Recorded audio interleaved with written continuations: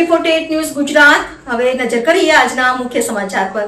અમરેલી જિલ્લાના લીલિયામાં ઝરમર વરસતા વરસાદ વચ્ચે એક ચોંકાવનારી ઘટના સામે આવી છે।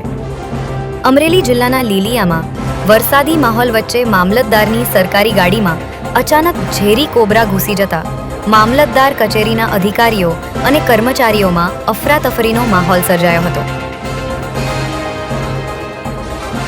તે દરમિયાન લીલિયાના પૂર્વ સરપંચ જીવન વોરાએ હિંમત અને ધીરજનો પરિચય આપી કોબરાને કોઈ પણ પ્રકારનું નુકસાન પહોંચાડ્યા વગર સુરક્ષિત રીતે ગાડીમાંથી બહાર કાઢ્યો હતો।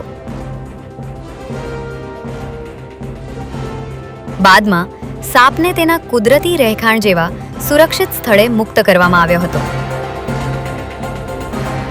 સમગ્ર ઘટનાનો વિડીયો સોશિયલ મીડિયામાં વાયરલ થતા લોકો પૂર્વ સરપંચની બહાદુરી અને જીવદયાની ભાવનાની પ્રશંસા કરી રહ્યા છે।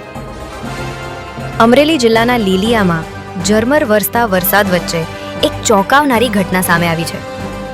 અમરેલી જિલ્લાના લીલિયામાં વરસાદી માહોલ વચ્ચે મામલતદારની સરકારી ગાડીમાં અચાનક ઝેરી કોબરા ઘૂસી જતા મામલતદાર કચેરીના અધિકારીઓ અને કર્મચારીઓમાં અફરાતફરીનો માહોલ સર્જાયો હતો।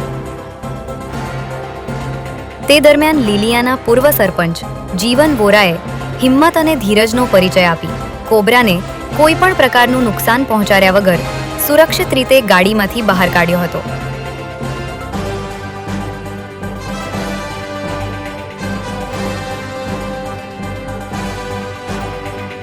Mahesh Baraiya, AB48 news Gujarat, Amreli.